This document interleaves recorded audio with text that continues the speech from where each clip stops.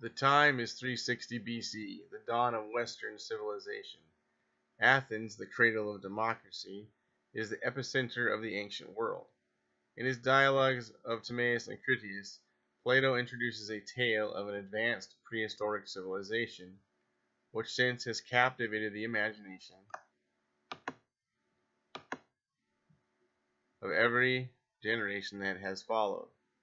This was the story of Atlantis, an idyllic island paradise of skillful navigators who often crossed the Atlantic to explore. Atlantis, according to Plato, was ultimately lost to the sea. Its memory, though, was not soon forgotten. For 2 millennia, people unsuccessfully kept on searching for the legendary island, making Atlantis one of the most lasting and fascinating stories of all time. What about those, however, who over time claim to have found the lost island? The truth is, no one until now was able to introduce a site that perfectly matched Plato's description. Instead, we have theories upon theories on the whereabouts of Atlantis. Why, though? If everyone utilizes the same textbook, why the apparent confusion? Can this be a case of gross misinterpretation among researchers, or did the early translators fail to properly capture and relay Plato's account? And what about the chronological conflict that exists in Plato's account? Let's take the original Santorini hypothesis. For example, unquestionably the island of Santorini, its volcanic eruption, and the advanced Minoan civilization was the best we had on Atlantis until recently. This was never a flawless hypothesis, though. Always a big problem with that theory was the fact that Plato's given chronology of 9600 BC had to be discarded, as Athens and most story details did not belong in that period. There is another bigger problem with that theory, though. While Santorini itself undeniably matches the site where the crown city of Atlantis once stood, talking about the concentric rings of earth and water, the problem is Santorini alone never matched Plato's entire description. The primary island of Atlantis, one Plato said was to be 9 kilometers away, is missing from the particular setting of 1600 BC. These major flaws allowed for critics to raise doubts on that hypothesis and to continue to question the validity of Plato's story. Of course, serious research on Atlantis was never simple. Science fiction authors, movies, and other creative works of popular culture eventually capitalized on the story's popularity, and contrary to Plato's account, over time they turned Atlantis into an ultra-modern society with flying machines and technology far beyond our own. Nonetheless, eventually every search comes to an end. Recently, a 4-year study that included a thorough analysis of Plato's work established that serious errors by early translators allowed for the mixed messages in the translated document. The recent study not only decisively placed Atlantis in the Mediterranean Sea, but it concluded with the discovery and identification of a submerged prehistoric island that in every way matches Plato's Atlantis. While in the past, finding Atlantis was thought to be more difficult than winning the lottery, now there is a tangible site where all the physical characteristics of the given description match. The topography, the given chronology, the volcanic geology, the flora and fauna in that period, the island's destruction by a great flood, the presence of an unknown prehistoric civilization in the area, and DNA evidence all point to a genuine discovery.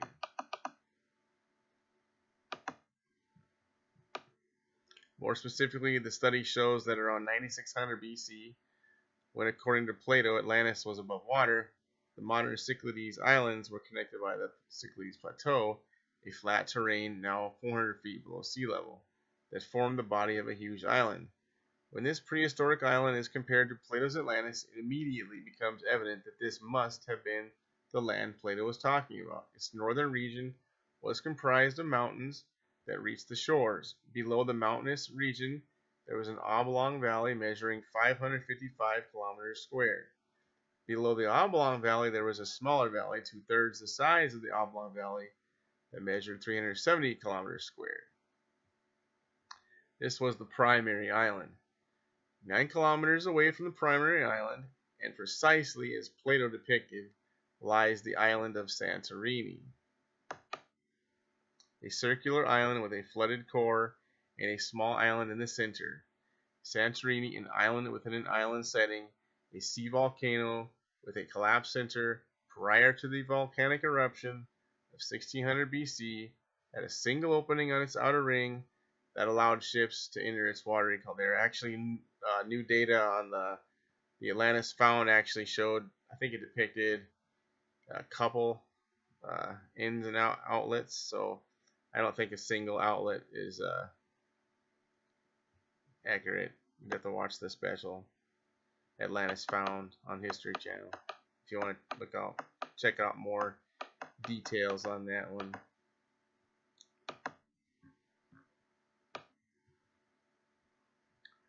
The consequence in finding Atlantis at around 9600 BC leaves no doubt that Plato based his story on a real setting and a prehistoric civilization known to ancient Greeks, which in order to successfully communicate some of his philosophical ideas, such as divine versus human, ideal societies versus corrupt, he filled with familiar matter from later times, which included details from the Minoan era of which he was more familiar with. The existence of a matching site at around 9600 BC in essence proves that Plato did exactly what Homer did with Troy 400 years before him.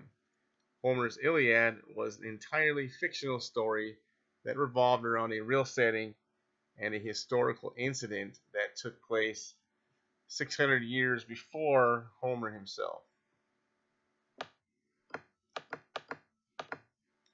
The super island of the Cyclades Plateau, Plato's Atlantis, was drowned by the sea at around 8000 BC during the rapid rise of the Mediterranean and just prior to the flooding of the Black Sea. See the UNESCO study 2009. Incidentally, around this time, Lake Agassiz, a gigantic glacial lake in North America, also burst open and began to drain into the Atlantic. It is worth noting that Lake Agassiz covered an area larger than all the Great Lakes combined, 440,000 kilometers square, and at times it contained more fresh water than all the lakes in the world today. That's a lot of lakes. There's about 15,000 lakes alone in Minnesota, so that's a lot of water. The total freshwater outflow from this lake alone was so immense, scientists believed it raised the oceans worldwide by as much as 9 feet and further produced the 8.2 kilo year event that followed. A mini ice age that lasted 400 years. This global cataclysm at the end of the last ice age, which ultimately raised sea levels by 400 feet, not only erased our early history, but this also could be the event we all inadvertently refer to as the Great Flood. As for the island continent across from the Pillars of Hercules, or HERAKLES, one larger than Libya and Asia combined, the latest study demonstrates how Plato's reference of the American continent got misconstrued into that of Atlantis. The mention of the continent across the Atlantic, one that encompassed that veritable ocean, was Plato's poetic attempt to demonstrate Atlantis' incredible naval capability, which matches the depictions on the frescoes found in Akrotiri, which is directly connected to this whole Cyclades Plateau, and its capacity to cross the ocean via island hopping through Scotland, Orkney Islands, Faroe Islands, Iceland, and Greenland. Several clues and archaeological evidence actually confirm that the ancient Greeks were aware of the American continent in order for Plato to include it in his story. The implications of locating Atlantis in the Mediterranean go beyond the discovery itself.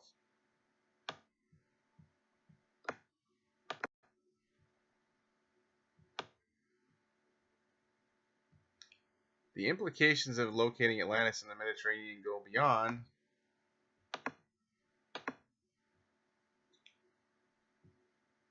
the discovery itself. This find not only substantiates Plato's claim of prehistoric transatlantic crossings, but may finally explain how the Mediterranean haplogroup X got to North America 10 to 12,000 years ago. While most geneticists today maintain that haplogroup X walked to the Americas via the Bering Strait, genetic maps show that the furthest region east of the Mediterranean with small traces of haplogroup X is the Altai Republic in southern Russia. No traces of haplogroup X exist between Altai Republic and the greater region of the Great Lakes.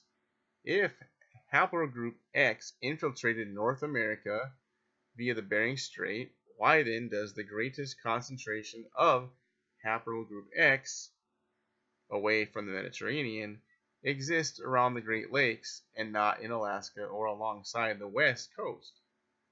Most importantly, how do we otherwise explain that heavy traces of haplogroup X incidentally also exist in Scotland, Orkney Islands, Faroe Islands, and Iceland, essentially all the island stops to North America and Europe?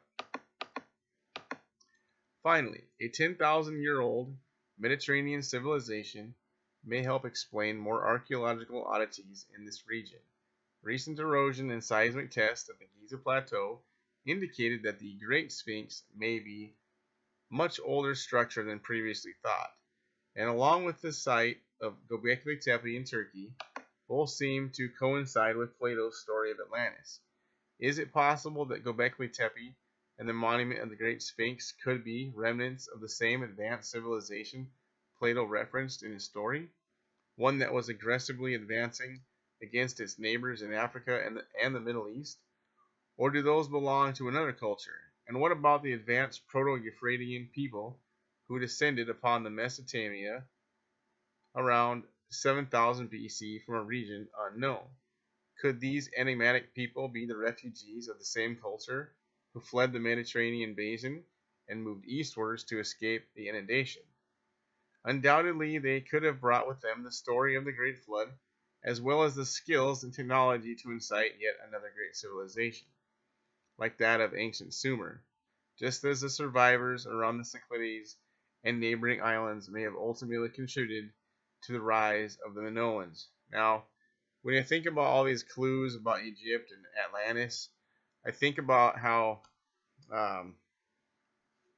the Egyptologist, one of my hero Egyptologists, he went there and against the church, and he was the first one to ever translate the hieroglyphs, and he stumbled upon a hieroglyph, and I think they killed him for it, and because I believe that the hieroglyph basically said that those pyramids were, pre-Diluvian, pre-flood, so antediluvian or whatever. So it's a lot of connections that run through a lot of different cultures, and basically, this is genetic evidence. This is evidence based upon genetics, based upon location, based upon the true words of Plato, not misinterpretations.